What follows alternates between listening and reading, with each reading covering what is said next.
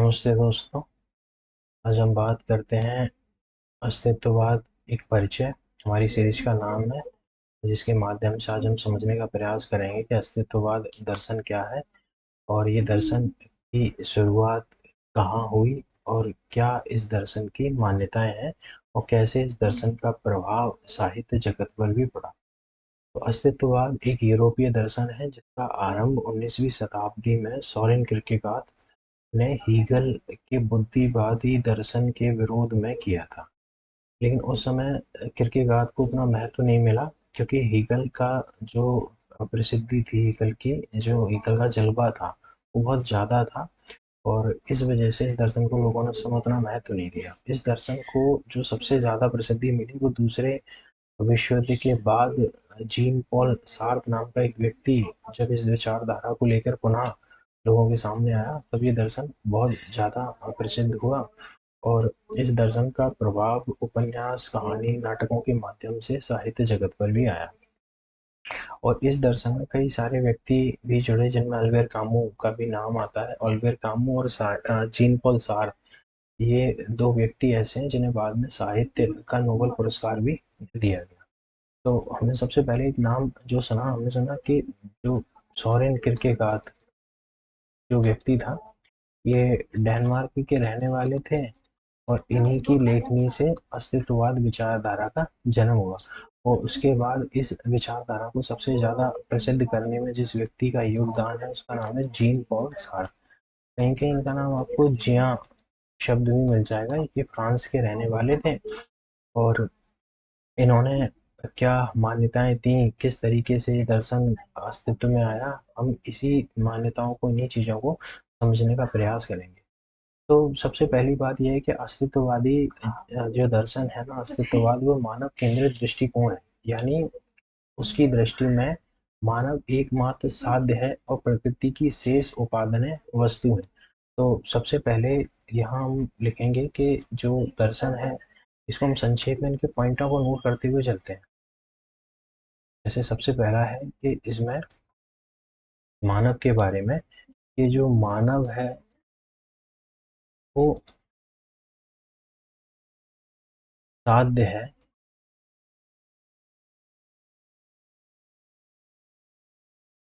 साधन नहीं। यानी कि मनुष्य किसी के इस्तेमाल की वस्तु ना बन जाए, या किसी मनुष्य का इस्तेमाल अन्य किसी मनुष्य के लिए ना हो, ना हमें करना चाहिए। और यही बात सार्थ कह रहा है, और सार्थ से पहले यही बात कांट ने भी, इमैनुअल कांट नाम के एक व्यक्ति हुए, उन्होंने भी ठीक ठीक ऐसी एक बात कही। तो देखिए, अस्तित्ववाद दर्शन ये सारी चीजें कहने के पीछे एक बड़ी वजह ये भी निकल कर आती है कि अस्तित्ववादी विचारधारा को मानने वाले सामान्यतः ऐसा मत प्रचलित है कि वे ईश्वर को नहीं मानते, निरीश्वरवादी है। ये एक व्यक्तिवादी दर्शन है। तो इसकी वजह यह है कि जो सोरेन किरकेगार्ड था ये ईश्वर को मानता था, लेकिन जो सार्थ है ना वो ईश्वर को नहीं मानता था। और किरकेगार्ड की अपेक्षा बाकी जितने अन्य व्यक्ति, मार्टिन हाइडेगर हो, कामू हो, इनकी अपेक्षा सार्थ ज़्यादा प्रसिद्ध हुए। इसलिए लोगों ने मान लिया कि अस्तित्ववादी विचारक वो हैं जो ईश्वर को नहीं मानते। तो दूसरी बात इसमें जो मान्यता है वो ये है कि मानव जो है वह वस्तु नहीं है। यानी सार्थ ने कहा कि मानव वस्तु ना बने, और मनुष्य वस्तु ना बने इसकी वजह उसने बताई कि क्योंकि वह वस्तु नहीं है। और तो उससे पूछा कि वस्तु में और मनुष्य में अंतर क्या है, तो सार्थ ने एक सबसे प्रसिद्ध वाक्य जो अस्तित्ववादी विचारधारा में चलता है सार्थ का, उसने कहा एग्जिस्टेंस प्रीसीड्स एक्सियंस। ये सार्थ का अस्तित्ववादी विचारधारा का सबसे प्रसिद्ध वाक्य है। यानी इसका अर्थ है कि अस्तित्व सार से पहले है। और इसका हम रिवर्स कर दें, एसेंस प्रीसीड्स एक्सिस्टेंस, यानी कि वस्तु का अस्तित्व उसके सार से निर्धारित होता है। यानी कि कोई भी वस्तु है, उसके बनने से पहले ये तय हो जाता है कि इसका इस्तेमाल कोई और करेगा और ये किसी और के उपयोग के लिए बन रही है। लेकिन मनुष्य के साथ में ऐसा नहीं है। मनुष्य के पैदा होने से पहले ये तय नहीं होता कि वह आगे चलकर क्या बनेगा। और नियतिवादी मानने वाले व्यक्ति मानते हैं कि सब कुछ पहले से तय है, लेकिन सार्थ ईश्वर को नहीं मानता है, तो वो भाग्यवाद, नियतिवाद इन सब का खंडन करता है। अगर सार्थ ईश्वर को मानता तो वो भी यही बातें करता कि सब कुछ पहले से ही तय है। हम क्या बनेंगे, हम क्या आगे चल के होंगे और कैसे सारी चीज़ें होंगी, ये सब कुछ पहले से ही लिख कर आया है। लेकिन सार्थ ऐसा कुछ नहीं कहता। और सार्थ ने वस्तु के बारे में, जैसा कि हमने पढ़ा, बताया कि वस्तु बनने से पहले ही तय हो जाती है कि इसका इस्तेमाल कोई और करेगा, और इस्तेमाल के समय वह वस्तु विरोध भी नहीं कर सकती कि मेरा इस्तेमाल तुम इतना क्यों कर रहे हो। या एक गिलास है, वो गिलास कभी ये नहीं कहेगा कि मेरे से इतना पानी क्यों पिया जाता है और मैं सुबह से काम कर रहा हूँ। लेकिन मनुष्य के साथ में ऐसा है। और वस्तु, जैसे हम किसी भी वस्तु के बारे में बात करते हैं, हम एक पेन के बारे में बात करते हैं या पेपर के बारे में बात करते हैं, तो पेपर के बनने से पहले उसका सार तय हो गया होगा कि कुछ ऐसी चीज जिसमें हम आसानी से लिख सकें और वह उपयोग में मनुष्य के आए, और इस तरीके से पेपर बना, इसी तरीके से पेन बना, और दुनिया की सारी वस्तुएं ठीक उसी प्रकार बनती हुई चली गई। और यानी कि देखिए, हम इस बारे में एक बात और कह सकते हैं कि मनुष्य किसी के कंट्रोल में नहीं है, लेकिन अगर कोई व्यक्ति किसी को कंट्रोल कर रहा है और कोई व्यक्ति किसी के द्वारा कंट्रोल हो रहा है, तो उसका अपना अस्तित्व नहीं है, वो एक वस्तु बन गया है। जैसे हम पशु पक्षियों पर ये बात लागू होती है, खासकर वे पशु पक्षी जो ह्यूमन कंट्रोल्ड है। यानी अगर हम देखा जाए तो एक गाय का मालिक चाहेगा तभी उस गाय का बच्चा होगा, और उस बच्चे के साथ आगे चल के कहाँ उसे बेचा जाएगा, कितने दाम में बेचा जाएगा या नहीं बेचा जाएगा, वो सारा का सारा सब कुछ पूरा का पूरा उसके मालिक पर निर्भर करता है। तो ये हम कह सकते हैं कि पशु पक्षी भी एक वस्तु बनकर आज मनुष्य के साथ में रह रहे हैं, और उनके अस्तित्व पर एक खतरा है। और हमारे चीज़ों को लेकर क्या है कि हम अपने अस्तित्व में होना, यानी हमें अपने जिंदा होने के एहसास के साथ में जीवन जीना चाहिए। तो इसके बारे में सार्थ ने एक शब्द दिया कि मैं, सार्थ ने बोला, मैं एग्जिस्ट की बात नहीं कर रहा हूँ, मैं एक्सिस्ट की बात कर रहा हूँ। यानी कि अपने होने की चेतना के साथ में जीवन जीना। एक नया शब्द सार्थ ने गढ़ा कि अपने होने की चेतना से युक्त होकर जीना, अपने एहसास के साथ जीना। तो यानी हम कह सकते हैं एग्जिस्ट का एक अर्थ जो सार्थ ने दिया, अपने होने की चेतना के साथ जीना। यानी जीना सिर्फ इतना ही नहीं है कि हम केवल जी रहे हैं, हम ये भूल कर जी रहे हैं कि हम मनुष्य हैं और हमारे भी कुछ ज़रूरतें हैं, हम वस्तु की तरह ना जिएँ।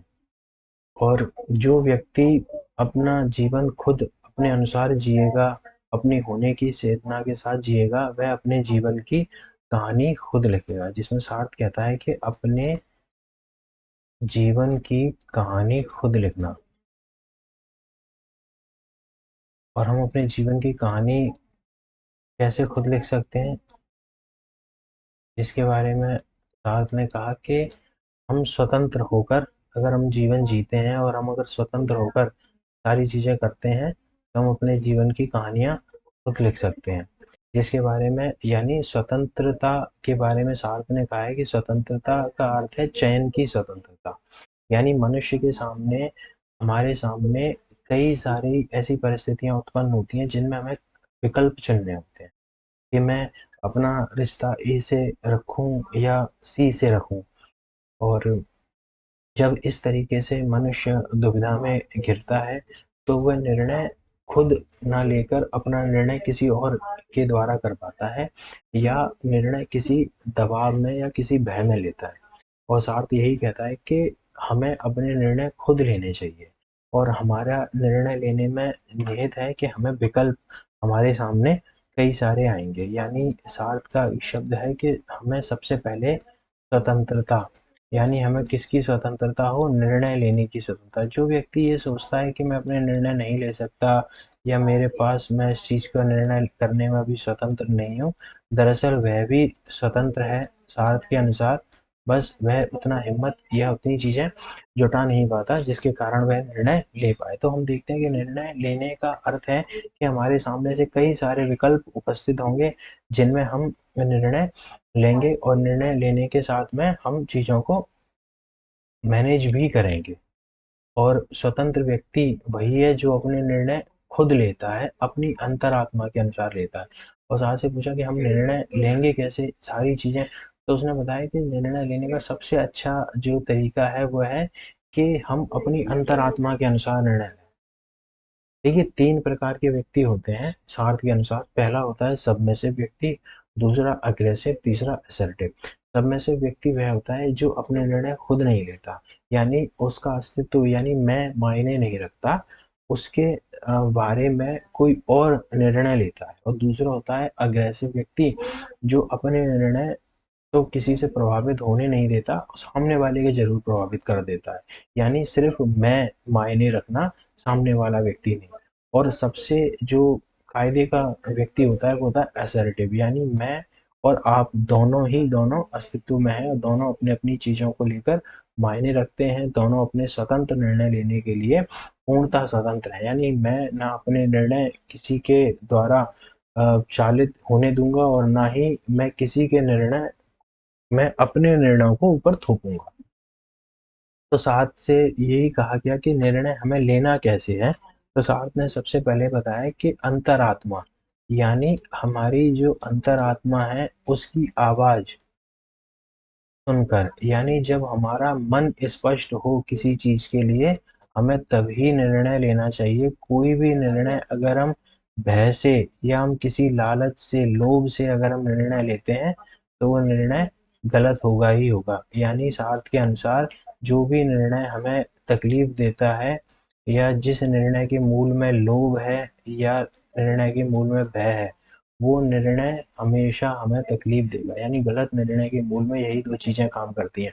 हम किसी लालच की वजह से ये निर्णय ले लें कि फला व्यक्ति बहुत पैसे वाला है तो उसके साथ हम अपना रिश्ता जोड़ लेते हैं।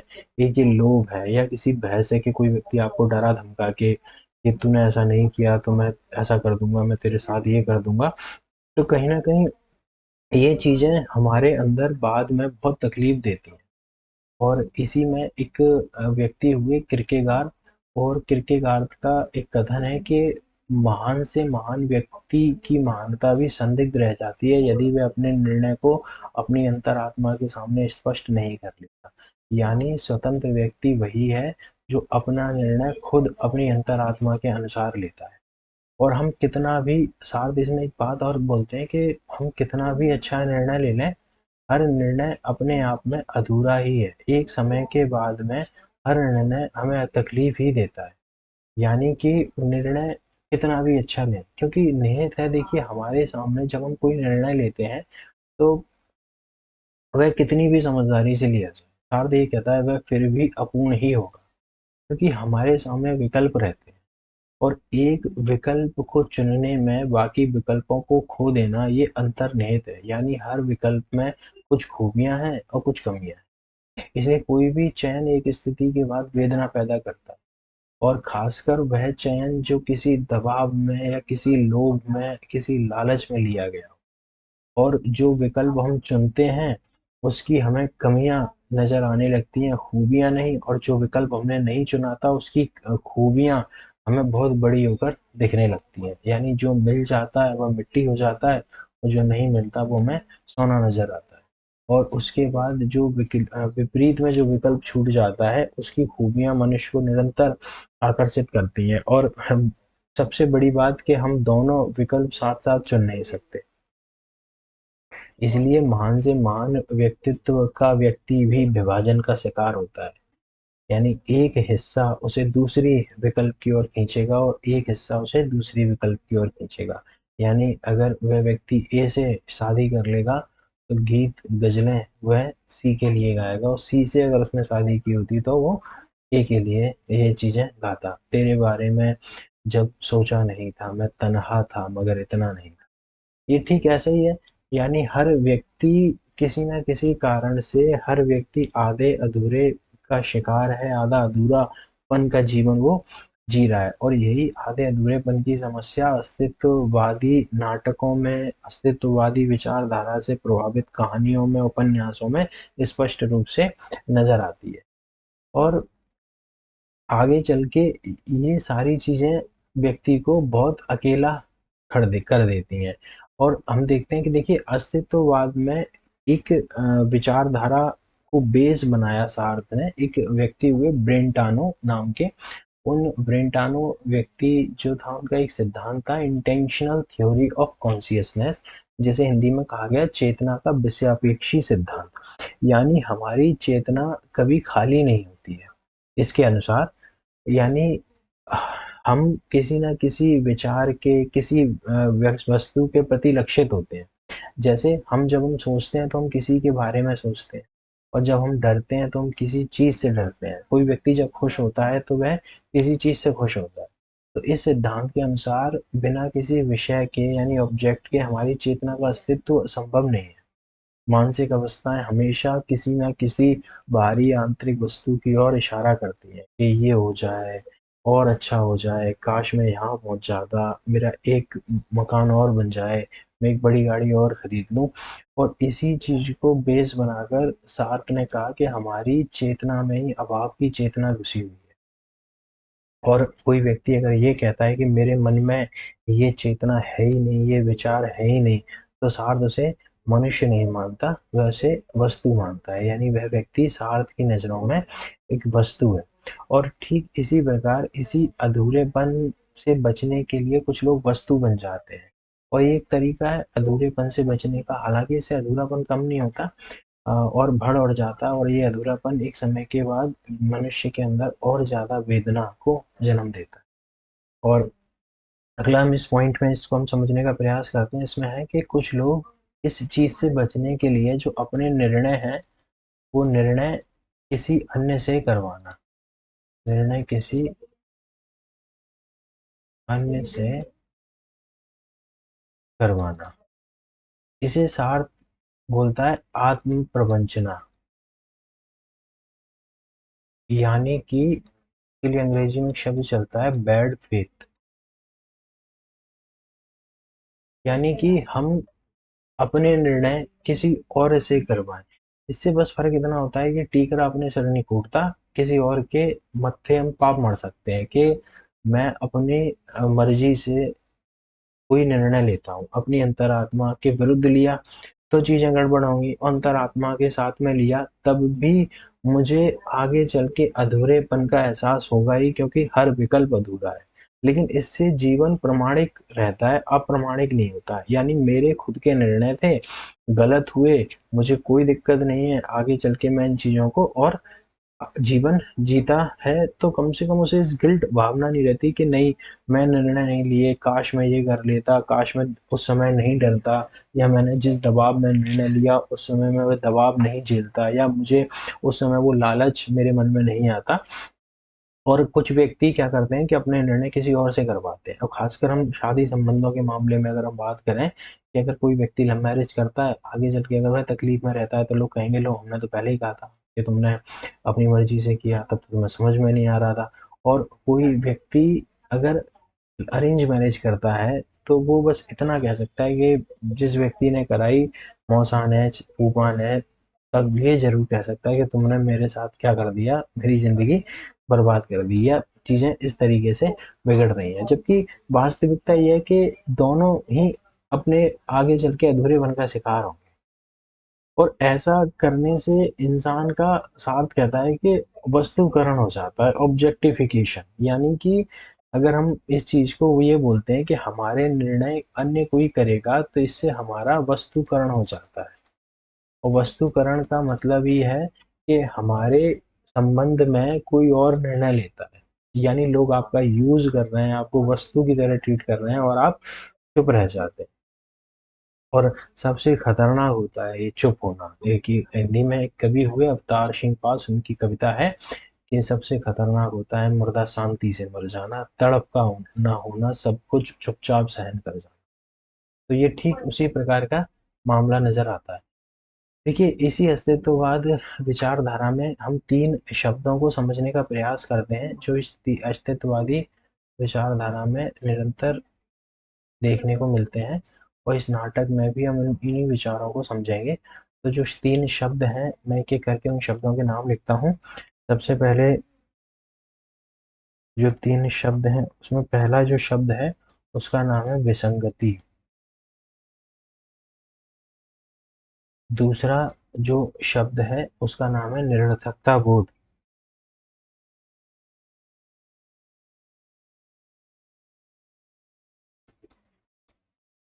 और जो तीसरा शब्द है, उसका नाम है आत्मनिर्वासन।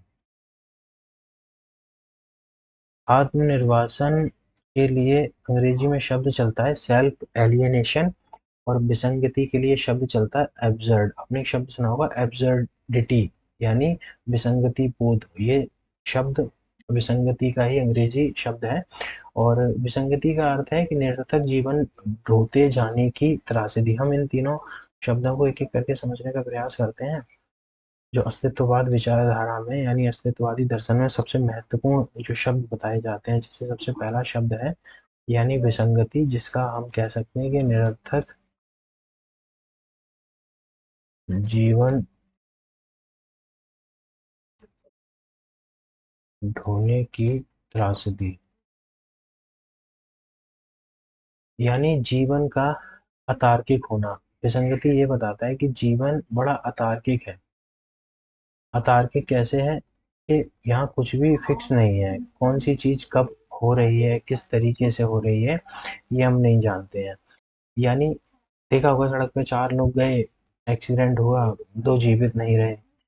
और क्या ऐसा हुआ, वो तो अच्छे खासे जा रहे थे और चीजें बिगड़ गई। यानी कोई बच्चा जन्म लिया और पैदा होकर वो बाहर नहीं आ पाया, आंखें उसने नहीं खोल पाई, उससे पहले वो वापस चला गया। यानी कुछ भी अतार्किक अतार्किक क्रम नजर नहीं आता जीवन में, सब कुछ अतार्किक है। और इसी विसंगति बोध का प्रभाव भी नवलेखन दौर में नई कहानियों पर देखने को मिलता है। यानी कि मनुष्य जैसा जीवन जीना चाहता है, वैसा जी नहीं सकता। शेष व्यक्तियों का अस्तित्व उसकी स्वाधीनता को सीमित कर देता है। ये विसंगति है। सार्त्र ने जिसके बारे में कहा कि the other person is help for me, और इसी के बारे में किरकेगार्ड ने सबसे पहले कहा था कि मैं चाहता हूँ कि मैं स्वतंत्र हूँ, या मैं चाहता हूँ, मैं स्वतंत्र रहना चाहता हूँ, लेकिन अन्य व्यक्तियों से कट नहीं सकता। और समाज समाज में मेरी स्वाधीनता को सीमित किया जाता है।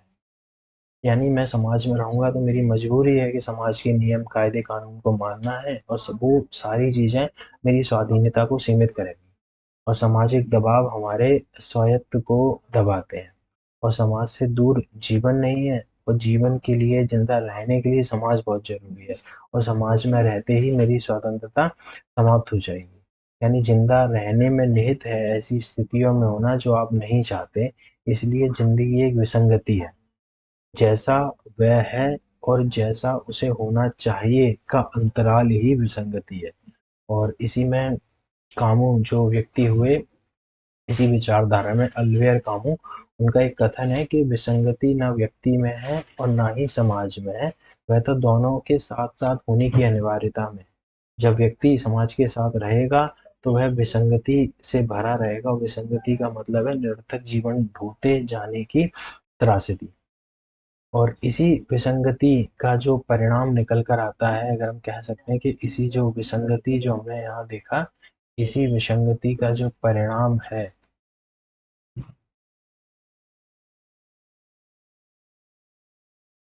वह वह है आत्मनिर्वासन।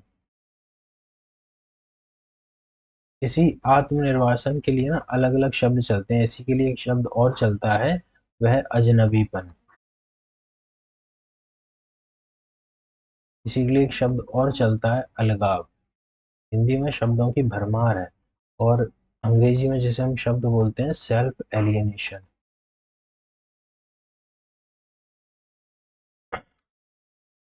यानी इसका अर्थ क्या होता है, आत्मनिर्वासन, अजनबीपन, अलगाव का इसका मतलब यह है कि अपने मूल व्यक्तित्व से मनुष्य का कट जाना, यानी अपने आप से जुदा हो जाना।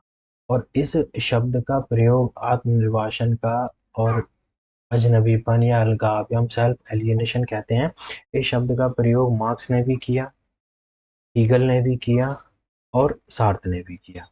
जब हम बात करते हैं कि हीगल के शब्दों में, तो इस हीगल का कहना है कि इस एहसास तक ना पहुंच पाना कि ईश्वर और मनुष्य एक ही है, यानी मैं ईश्वर का अंश ही हूँ। जो सेल्फ को समझता है वह जानता है कि ईश्वर का मैं एक अंश हूँ।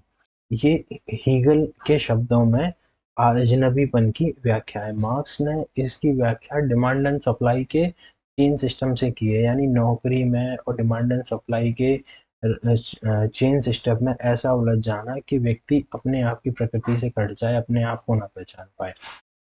और सार्थ के बारे में जब हम बात करते हैं, तो सार्थ सार्थ एक व्यक्तिवादी है, और व्यक्तिवादी अर्थ में सार्थ ने ये कहा जो कुछ कुछ प्रसाद कह रहे हैं। प्रसाद की कविता है कि ज्ञान दूर कुछ क्रिया भिन्न, इच्छा क्यों पूरी ना हो मन की, एक दूसरे से ना मिल सके यही विडंबना है जी। कहते हैं कि दुनिया में उसने बड़ी बात कर ली जिसने अपने से मुलाकात कर ली। और जब हम अंतरात्मा के विरुद्ध कोई निर्णय लेते हैं, तो ऐसा व्यक्ति अपने मूल व्यक्तित्व से कट जाता है, स्वयं से दूर चला जाता है। अंत में वह देखता है कि वह अपने आप को नहीं पहचान पाता, और इन सब का जो अंतिम निष्कर्ष या परिणाम निकल कर आता है, वह है निरर्थकता बोध। यानी निरर्थकता बोध का अर्थ है कि जब यह एहसास होना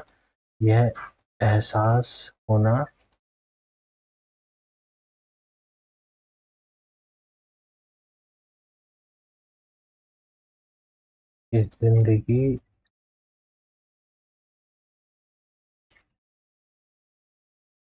खत्म हो गई, यानी ये एहसास मनुष्य को होना कि अब मेरी लाइफ खत्म हो चुकी है, अब चीजें नहीं बची, और ना ही अब मैं वैसा रहा हूँ जैसा मुझे होना चाहिए। और अंत में यही निरर्थकता वो इंसान को एक अलगाव से, एक इन सारी चीजों से भर देता है। और हम अपने नाटक में भी यही देखते हैं कि अंत में जब कालिदास तीसरे अंक में वापस लौट कर आता है, तो वो भी कुछ ठीक वैसी स्थिति में अपने आप को देखता है। हम अगर नाटक के तीसरे अंक के बारे में बात करते हैं, तो देखते हैं हम यहाँ पर ये कालिदास जब आया, हम इस नाटक में और भी समझेंगे कि कहाँ कहाँ इस अस्तित्ववाद विचारधारा का प्रभाव नजर आता है। तो कालिदास के साथ भी ठीक वैसे ही हुआ।